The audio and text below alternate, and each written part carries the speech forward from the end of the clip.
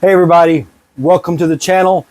I'm Glenn with GC Extreme, GCX Restorations, GC Extreme Graphics.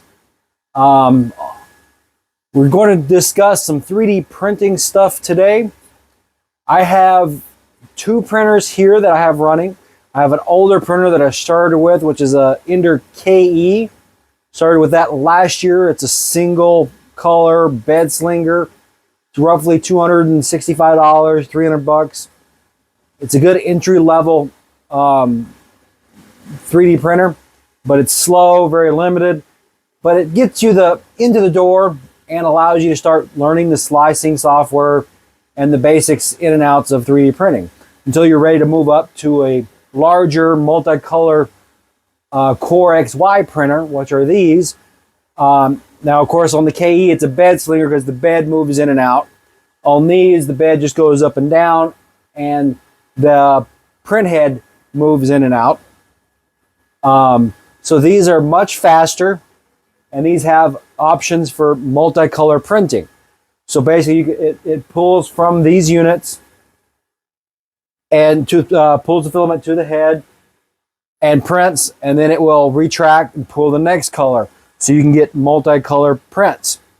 It's only a single head. They also have multiple heads, ones out there, but they're very, very large, very, very cumbersome, and a lot of issues. This is the newer one. This is the Creality K2 Plus. Got a 350 by 350 by 350 cube bed size. Very fast, also very quiet. Now these are the Creality multicolor units. They're called CFS units. And you can have up to 4 units hooked up to this. So it allows you to do 16 colors, 4 colors in each one. Now these CFS units are an upgrade over the Bambu style, which I will get to in a minute. These have features underneath where you can replace tubing and do maintenance a lot easier than the other ones. But these are louder, and they just seem to be having issues with the PC boards failing, and the gears. They just seem to be like a lower quality product. But they do have some advantages over the other Bambu AMS, but they still have their issues. I'm currently printing a piece in black PLA. It is a black model for a jet ski hood, and prints very nicely, except with this style, it has different calibration printing, and this has to go through a bed leveling and other calibration settings before it even begins the print. So it literally takes almost 10-15 minutes before it actually starts the print. But now it does print fast once it gets started. So that's an advantage. Of course, you have the larger bed size. Now with the Bambu X1C, which is one of my favorites, it's very user-friendly. Bambu is having some issues now with their firmware. They're trying to lock things out for third-party slicing programs. They have what's called the AMS units. These are these two up here. Same theory, 4 spools in each one. You can hold up to 4. That gives you a 16-color option.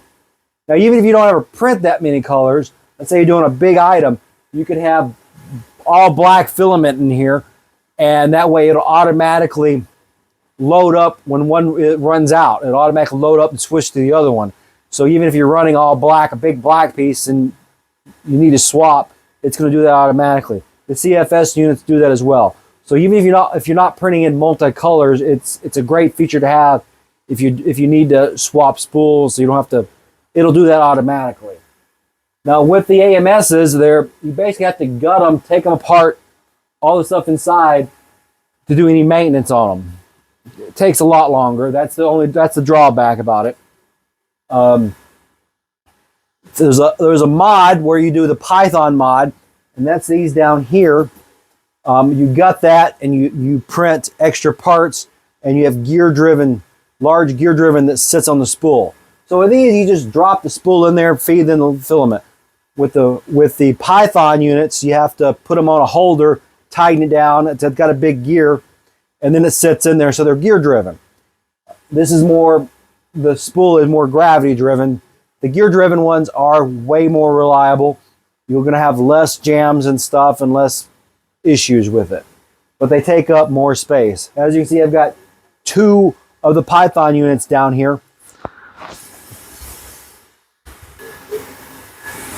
I've got 2 of the Python units down here, one in red, one in black. I'll take off the lid. Set that right there. And I'll give you a peek inside. You can see the big gears that are driven. And with this, you have an option for the dryer. This helps make this an active dryer to keep your filament dry. People have taken these and cut holes and added dryers to these as well. But then you're modifying your pre-existing case. And, you know, it's a lot of work. But these are very nice setup, and I recommend the Python mod to anyone doing these AMSs.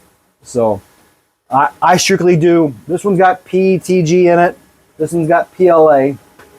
So as you can see, I got yellow, red, blue, and black. Yellow, red, blue, and black.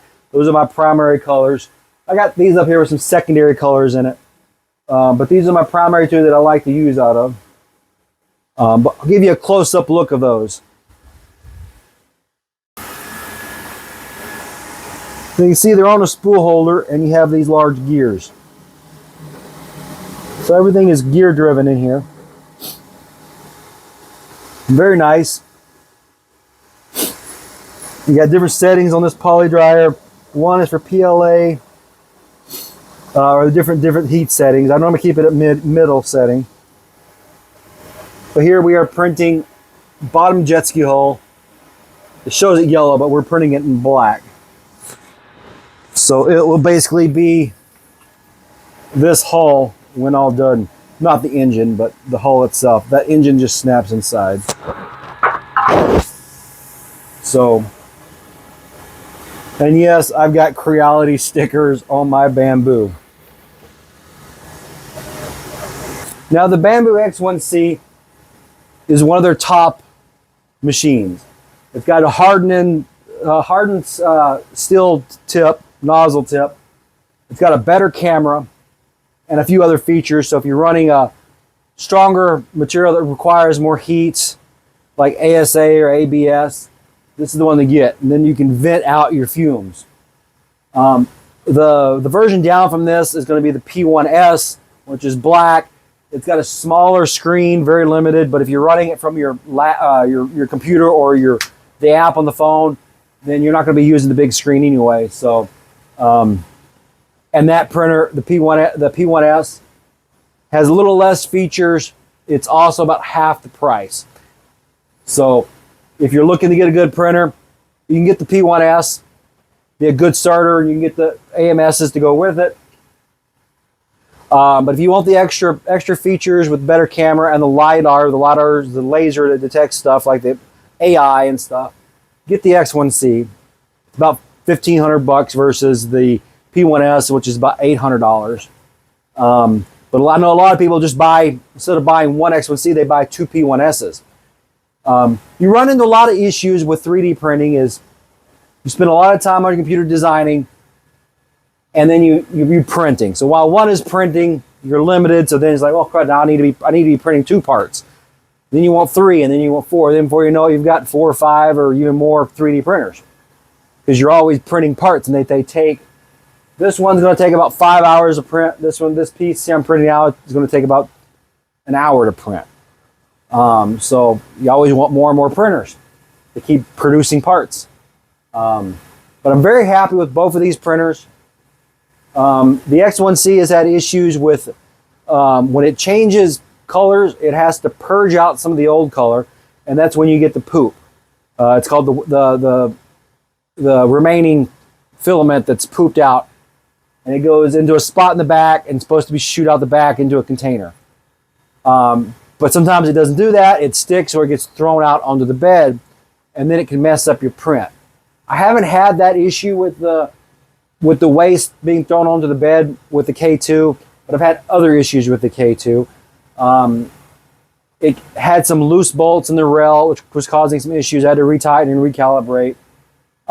Just minor issues, and then some more quality issues with some PTFE, the tube fittings, that are just low quality. But for the most part, the printing is good quality. The printing has been printing great quality. I can have 2 parts printed in black on both of these, and they're basically almost identical. And this one will actually do it faster. It's got higher speed, and it's just faster. And it's also quieter. I'm running them with the lids open because I'm running PLA. With PLA and other stuff, you got to watch your heat, because if it gets too hot inside, you can get clogging. With the AMSs and CFSs, there's some materials you can't run through them, such as TPU. Now TPU is a soft, rubbery type of filament. Bambu has what's called the TPU 4 AMS. That's what it's called, TPU 4 AMS. It's soft, but it's not quite as soft as regular TPU. And it's designed, it's a little firmer to go through their AMS units. And of course, you don't really want to run your glow-in-the-dark filaments through there because they're abrasive, and they just have more wear on some of the parts.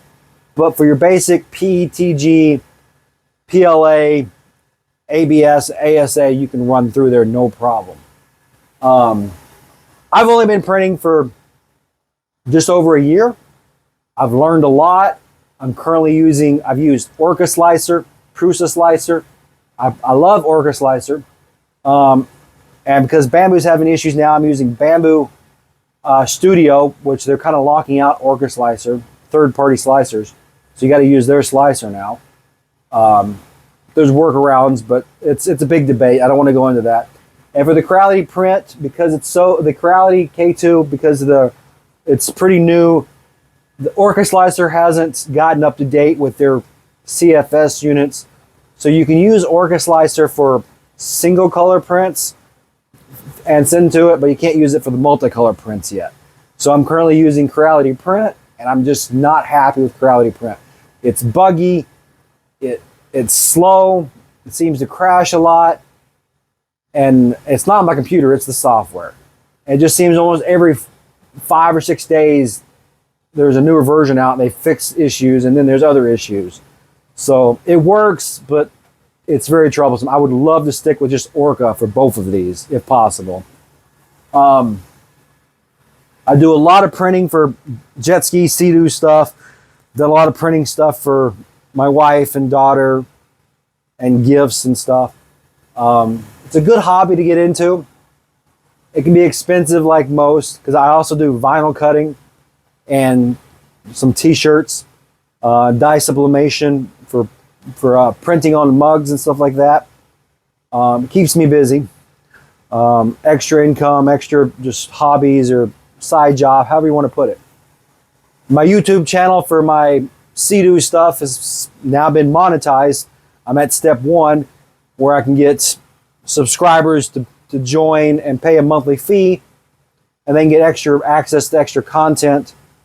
And then later, once I get a few more 100 watch hours, I'm at 34. Once I hit 4,000, I can get monetized for the ads. Of course, we all hate ads, but hey, if they're going to pay us for ads, that's good.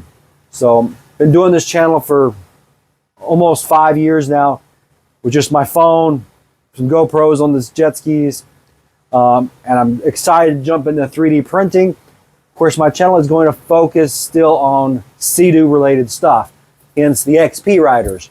I'm a big XP fan. I'm also into the GTIs and the GTXs, SPXs of the same hull.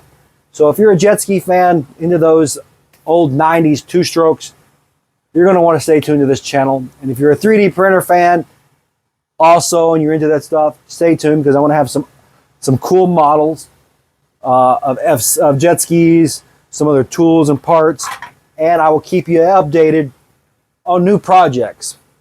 So it's a very, very interesting time right now. I'm doing a lot. But I'll continue with the 3D printing stuff. Here we have a Sunlu S4 dryer. Now with the filaments you want to dry them for about 10, 12 hours before you start to use them, because they hold moisture, and when you get moisture in there try to print, you can have stringing and other issues with the print quality. So you want to dry them for a few hours in a dryer. And like I said, some of the stuff you can't run directly through the AMSs. This is where I have these hoses, these PTF tubes here. I can just hook up and I can just feed it right in directly to there. Of course, it's not going to swap and change, but for single colors, these act as an external spool holder. So that way, if you're just running one color and you don't want to run it through the AMSs, or if you're running TPU or glow in the dark, I can just stick them in here and feed it through, and it'll just pull it as it needs it. So, and with the Bambu, you have reusable spools. Now this is the dark gray. These are more for high temp stuff. The other ones are white, and that's your standard basic temps. And they disconnect. You put in your spool, and you spin them back together. So the Creality doesn't have this. They don't split, but you could reuse this. And they have a RFID program. That's these tags here that tell the computer, the printer, what color it is and how much is left. The Bambu, they have RFID as well, but they're on the spool or the spool holder. That's these tags here. So basically this would just get locked in there like that.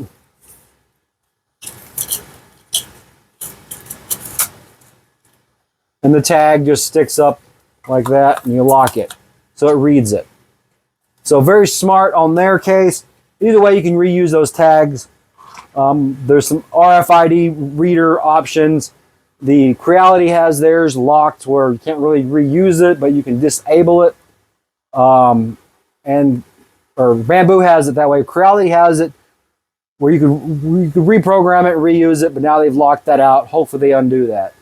So, but the RFID tags are more of a convenient thing. You can also go into your printer here, and if it's another one that doesn't have RFID tag, you can just tell it in here what color it is, etc., and what style, what type of filament it is, whether it's PLA or PETG or whatever.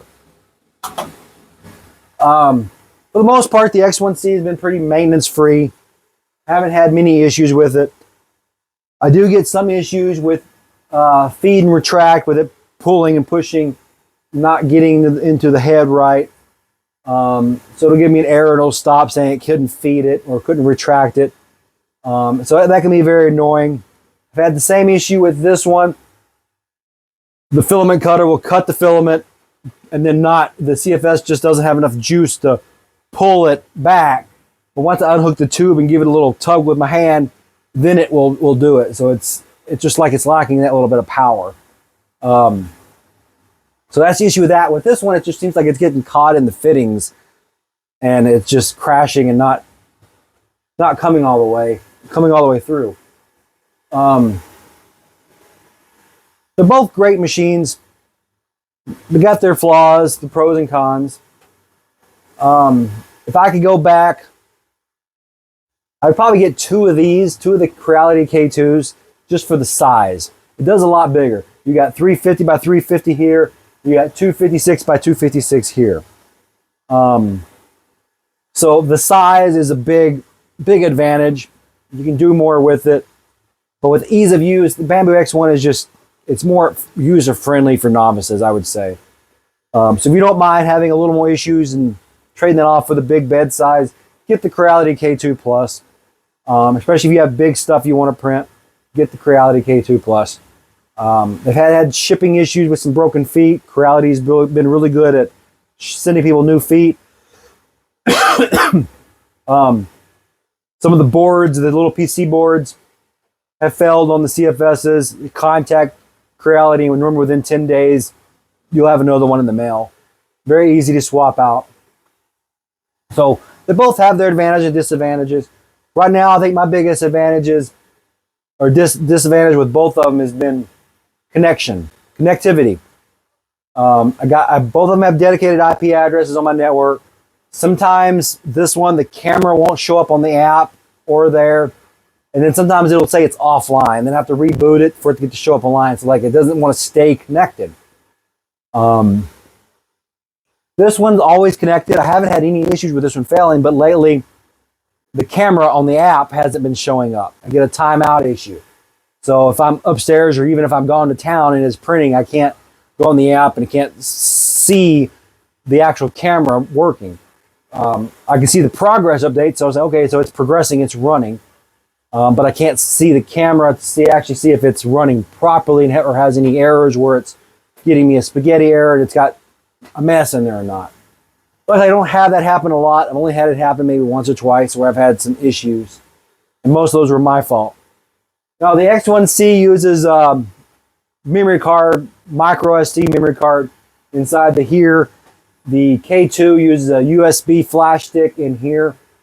I'm going to say I prefer the USB flash stick. The K2 also has an option where I can copy stuff from the internal computer printer back and forth to the USB drive.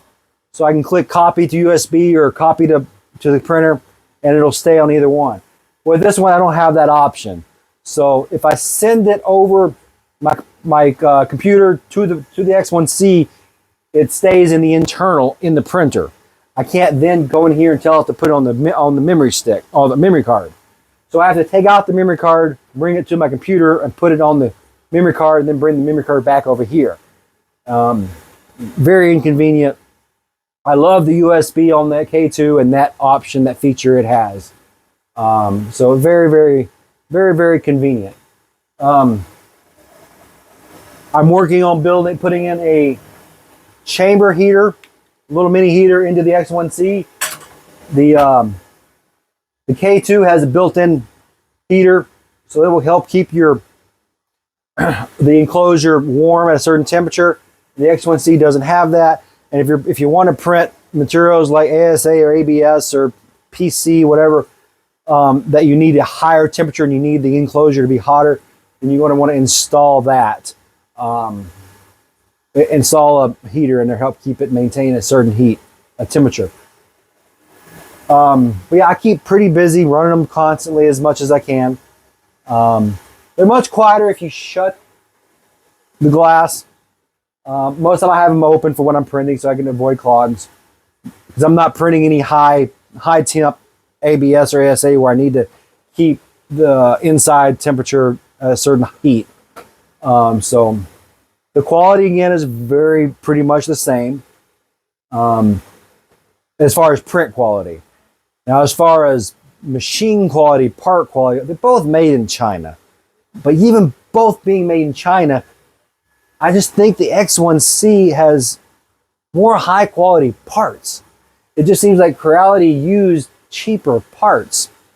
They cut corners in areas, you know, that might be okay, but just some of the boards and some of the other, and their quality control. I had loose bolts on my rails. There have been people who reported that some of the cables and stuff weren't always connected, weren't fully connected. So their quality control is very minimal in that. They need to work on their quality control. Some people have had no issues with theirs right out of the box. Some people have had some issues. I've had a few issues, nothing major, nothing to really, you know, slow me down too much. But that's minor. You know, this is a pretty new machine. They did a great job. I'd give them 4 out of 5 stars. The Bambu, other than the throwing the poop out into the bed plate, definitely 5 out of 5 stars. The only reason why I would choose the K2 is basically because of the bed size again. I'm repeating myself, I know. A lot of people hate Creality. They're not a big fan of Creality, especially with the Ender series. They're cheap, they're troublesome. You spend more time fixing or working and dialing in your printer than you actually do printing.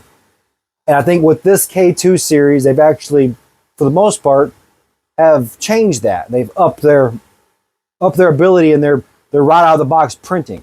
They just need to focus on some of the boards and stuff and other cheap parts they're throwing on it. But I've got probably 500 hours on this with very few issues. I've got about 1,400 hours on this, but I've had this one longer. I got this one in September, got this one in November. So I've had this one for 2 months more. If you're getting into 3D printing, consider these as options. again, with the Bambu, they're doing some lockdown with their firmware, and you have to go through their clouds. And if you're worried about having your designs and stuff stolen, it might be an issue. I don't know, but a lot of people like Orca Slicer, and I love Orca Slicer, and for a long time I was using Orca Slicer for this. Now they've basically locked out Orca Slicer, so you have to use Bambu Studio. So Bambu Studio has its issues or its shortcomings where it doesn't have features that Orca has. So I'll show you guys a screenshot or here of my monitors.